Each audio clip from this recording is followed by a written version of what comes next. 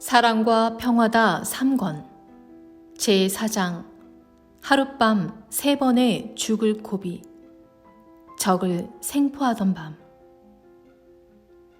비리비리한 별짓 비리하니 또 생각나는 이야기가 하나 있다. 제대한 지 30년이 넘은 후 파월 장병들의 모임이 있었다.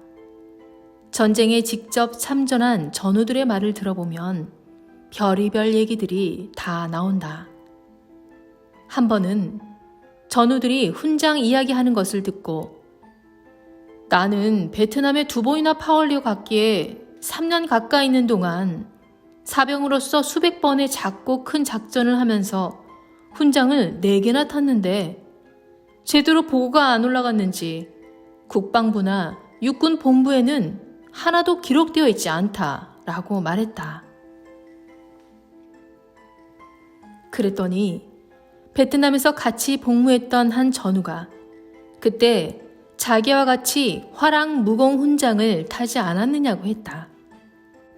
나는 그 사실을 소대장도 알고 분대원들도 모두 알지만 아무튼 군 기록에는 나와 있지 않다고 말하니 그 당시 옆 소도에서 근무했던 전우가 그 훈장 기록이 어디로 갔는지 대강 알겠다 하며 껄껄대고 웃었다. 전쟁에서는 노획물뿐 아니라 훈장도 부정이 있다고 하며 그가 말하기를 너희들이 모두 1차 임무를 마치고 귀국했을 때 나는 바로 사단으로 발령받아가서 근무하게 되었다. 그때 그 비리비리한 짓을 하려는 것을 보았다. 했다. 한 번은 사단에서 같이 근무하던 친구 병사가 이 전우에게 말하기를 너 훈장 하나 못 탔지? 내 앞으로 화랑 훈장 하나 해줄 테니까 그런 줄 알아. 하기에 어떻게 가능한가 알아보니 보병 중대에서 전과를 세우고 훈장을 상신하는 명단이 올라오면 훈장은 그 사람 앞으로 내려보내주고 기록부에는 그 사람 대신 이 전우의 이름을 올려주겠다는 것이었다. 그리고 훈장은 여분으로 남는 것이 많이 있으니 하나 목에 걸면 된다고 말하더라는 것이었다. 그가 하는 짓이 너무 우습고 양심 사납기에 야, 소총부대에서 목숨을 바쳐도 훈장 하나 타기 힘든데 베트콩 한 면 못 보고 훈장은 타서 뭐 하려고 해? 나는 더럽고 치사한 짓 안 한다. 하고 따끔하게 한마디 해주었다고 했다. 그리고 나 소총부대에 있을 때 훈장 탔어 하니 너는 오리지널 훈장이구나 하더라는 것이었다. 이래서 추정하건대 작전도 안 해보고 연대본부나 사단본부에서 근무했던 자들이 훈장을 타기도 했을 것이라며 그는 격분해서 말했다. 모두 둘러앉아서 베트남전 이야기를 하던 전우들은 이 말을 듣고 화가 나 맛있게 먹던 음식을 내뱉으며 이런 죽일 놈 별의별 짓을 다 하려 했네. 참으로 첨단의 지능범 훈장 착취자야. 그러니 어떻게 할 수 있겠어. 도덕질하는 놈을 말릴 수가 없어. 한쪽에서는 전우들이 죽어가고 피를 흘리면 전투를 하는데 그놈의 빌어먹을 놈들은 비리비리 별짓들을 다 했네. 하며 화살처럼 쏴붙였다. 이 경험담을 들려준 옛 전우는 보병중대에서 훈장을 상신하여 타기는 해도 간혹 기록부에는 이렇게 얼토당토하는 다른 사람 이름이 올라가기도 하기 때문에 정병장 이름이 기록에서 아예 빠졌든지 아니면 화랑 훈장을 탔지만 인원 훈장 명단에 기록이 남아있을 수도 있다 라고 말해주었다. 그 말을 들으니 내가 바로 이렇게 되었구나 하고 짐작되어 속이 상했지만 한편으로는 내가 훈장을 탔는데 기록에 내 이름이 없는 그 의문을 풀게 되어 속이 시원하기도 했다. 정말 마음이 후련했다. 이때 한 전우는 정병장은 베트콩에게 총도 쏘지 않았는데 어떻게 훈장을 탔나? 하고 물었다. 전쟁터에서 적을 죽이는 것만 공적이 아니지. 베트콩을 생포하는 것도 공적이고 적의 진지와 무기 창고를 발견하여 찾아내는 것도 공적이며 무엇보다 내가 안 죽고 산 것이 최고 생명의 훈장이지. 치열했던 홍길동 작전 때도 나는 훈장을 탔고 차이산에 시체 확인하러 유병장과 갔다가 죽을 뻔했을 때 유병장과 나와 몇 명이 무공훈장을 탔어. 그때 우리 부대가 적 9명 사살, 총 8정 노획한 것 기억 안 나? 하고 말했더니 AR 자동화기 사수였던 박정배 전우가 자기도 기억난다고 했다. 그리고 재파열되어 도깨비 6호 작전 때 10여 명의 전우들과 화랑훈장, 인원훈장 등을 타고 향도에게도 주었다 하였더니 모두 인정하며 자기도 기억난다고 그때 같이 훈장을 탄 전우들이 말들 했다.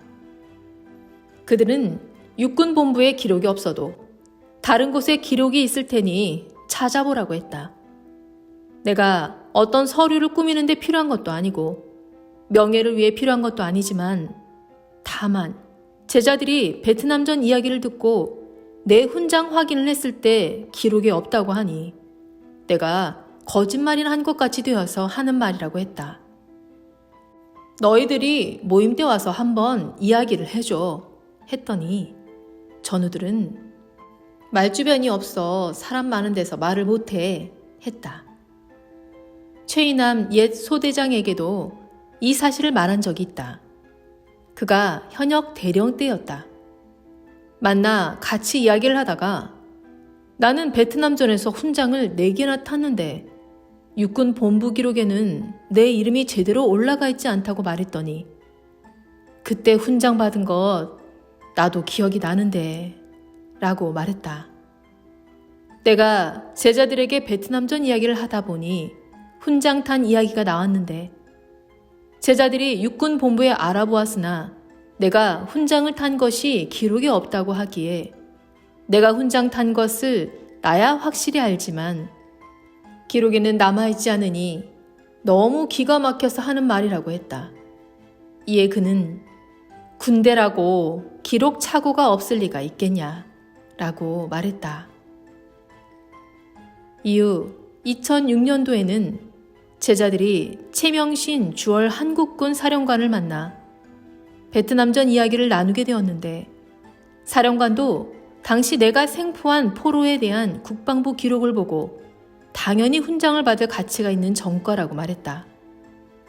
물론 전쟁터에서 훈장이 중요한 것은 아니다. 내가 그 긴박한 상황 가운데 적의 생명을 사랑하여 죽이지 않고 생포한 것과 치열한 작전을 할 때마다 우리 편이 되어 모두 무사히 생명을 지켜주신 하나님의 은혜가 중요한 것이다. 그 훈장이 문제가 아니라 전쟁터에서 가장 큰 것은 자기 생명의 훈장이다. 이 훈장을 탔기에 나는 지금도 존재하면서 훈장을 가식으로 탄 자보다도 더 빛나면서 살고 있다. 훈장 타고 안 탄 것이 내 인생 살아가는데 아무 상관이 없다. 그러나 전쟁 이야기를 하다 보면 꼭 훈장 이야기가 나오기에 쓰게 된 것이다. 잠언 40권 311 육이 자기 영을 위해서 살면 영이 하늘나라 형체로 변화되어 휴거의 영으로 재창조되느니라. 312 산의 나무를 베다가 집을 지으면 집이 재창조되듯이 자기 육을 가지고 자기 영을 변화시키면 천국의 영, 휴거의 영으로 재창조된다. 313 산을 개간하여 계획적으로 밭으로 만들면 꼼짝없이 밭이 되고 더 차원 높여 논으로 만들면 꼼짝없이 논이 된다. 이와 같이 사람이 자기를 만드는 대로 꼼짝없이 변화된다. 육이 시대 말씀을 듣고 성삼위와 구원자를 믿고 사랑하며 행하는 대로 영이 변화되고 만들어진다. 314. 인간은 하나님같이 창조는 못한다. 그러나 하나님이 창조하신 것을 가지고 원하는 것을 얼마든지 재창조할 수 있다. 하나님이 창조하신 나무를 가지고 집을 만들어 재창조할 수 있고, 하나님이 창조하신 육을 가지고 말씀대로 행하여 영을 휴거의 영으로 재창조할 수 있다. 315. 매일 재창조다. 316. 자기 육이 많이 행하여 자기 영을 많이 변화시켜 놓으면 휴거되어 천국까지 갈 자신이 있다. 317. 할 일을 두고 많이 한 자는 자신이 생긴다. 나머지만 하면 된다. 318. 게으른 자는 조금만 행하니 안 되는 것이다. 319. 부지런하여 열심히 많이 행하니 모든 일이 잘 되는 것이다. 320. 모든 이상세계는 많이 한 자의 것이니라.